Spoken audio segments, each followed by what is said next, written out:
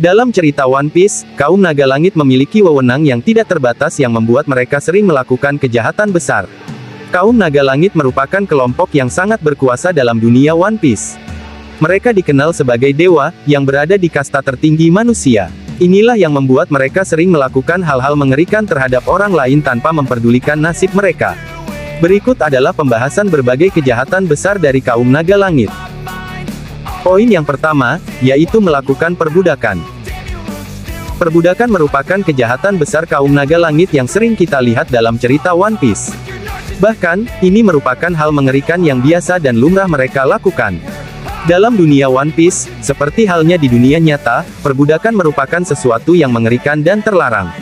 Sayangnya, tidak ada yang peduli atau berusaha untuk menghentikan upaya perbudakan tersebut.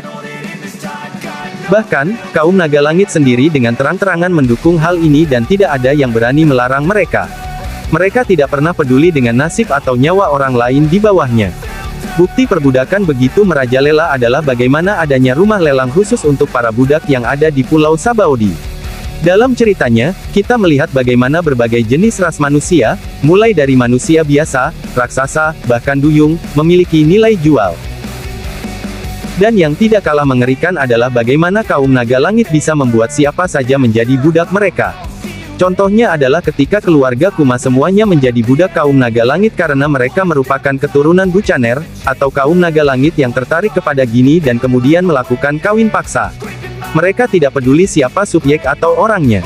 Jika mereka tertarik, mereka bisa menjadikan sosok tersebut sebagai budak mereka. Poin yang kedua, yaitu menghabisi nyawa orang lain. Selain perbudakan, salah satu kejahatan besar yang mengerikan yang dilakukan oleh kaum naga langit adalah menghabisi nyawa orang lain. Mereka biasanya melakukan hal tersebut baik secara sendiri ataupun secara massal. Hal ini bisa kita lihat dalam momen ketika Angkatan Laut menghancurkan seluruh penduduk Ohara, yang saat itu berusaha untuk mempelajari poneglyph. Selain menghabisi nyawa orang lain secara massal, kaum naga langit juga tidak jarang menghabisi nyawa orang lain secara individu. Dan terkadang, alasan yang mereka gunakan tidak masuk akal dan cenderung konyol. Contohnya, dalam Kilas Balik Es, Luffy, dan Sabo kita melihat bagaimana kapal kecil milik Sabo harus hancur akibat dianggap menghalangi kapal besar milik Sein Jalmak. Akibat dari hal itu, Sabo bahkan hampir saja tewas. Saint Charles hampir menghabisi nyawa beberapa orang saat berada di Sabaody dan bahkan dia hampir menghabisi nyawa dari Zoro. Untungnya, Bonnie dengan sigap menyelamatkan Zoro. Bagi kaum naga langit, nyawa dari orang lain selain kaum mereka sendiri dianggap sebagai sesuatu yang tidak berharga. Inilah yang membuat mereka sering bertindak tanpa kendali. Poin yang ketiga, yaitu melakukan diskriminasi. Berkaitan dengan poin tadi, kejahatan besar lainnya yang dilakukan oleh kaum naga langit adalah melakukan diskriminasi. Seperti yang dijelaskan tadi, kaum naga langit sering menganggap diri mereka sebagai dewa yang berada di kasta tertinggi manusia. Hal ini karena kaum naga langit menganggap jika mereka adalah keturunan dari para pendiri dunia One Piece.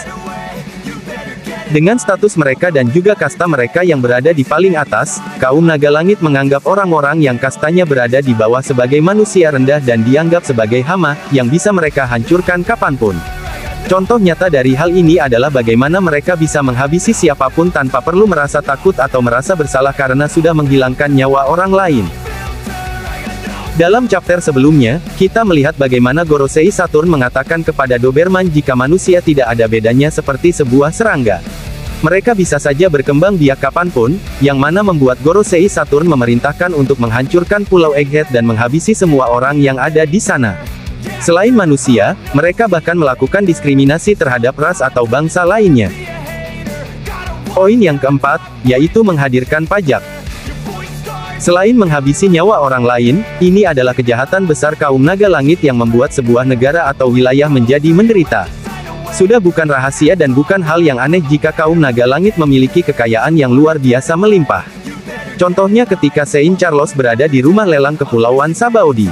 Di sana, dia dengan mudahnya langsung mengajukan 500 juta beli untuk membeli Chami yang merupakan seorang duyung.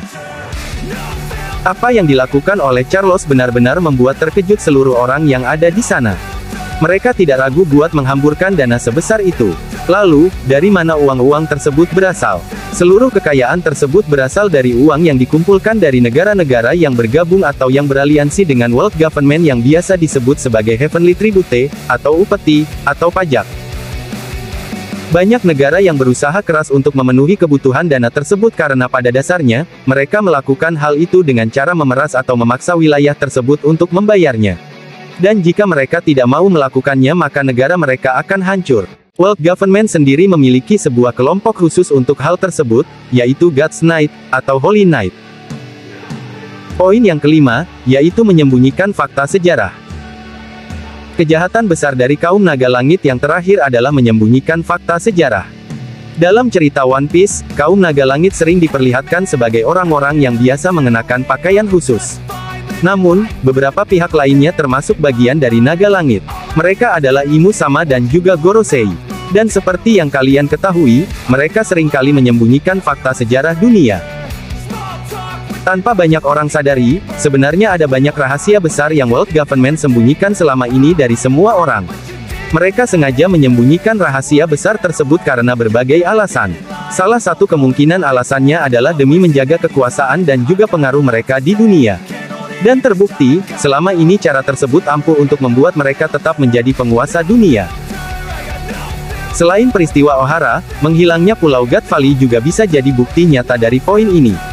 Banyak orang-orang yang tidak tahu tentang keberadaan turnamen berburu yang kaum naga langit lakukan di pulau tersebut. Dan untuk menutupi semua jejak tersebut, mereka kemudian menghancurkan pulaunya. Bagaimana Vegapunk jadi target buruan karena mempelajari masa lalu juga jadi salah satu bukti kuat. Dan masih tersembunyinya fakta tentang abad yang hilang jadi rekor kejahatan terbesar dari world government dan kaum naga langit dalam menyembunyikan fakta sejarah.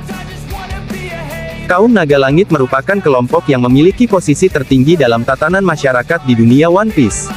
Karena posisi mereka yang sangat tinggi, mereka sering menyalahgunakan kekuasaan mereka. Beberapa contoh tadi adalah bukti nyata dari penyalahgunaan kekuasaan kaum naga langit, di mana mereka sering melakukan kejahatan besar.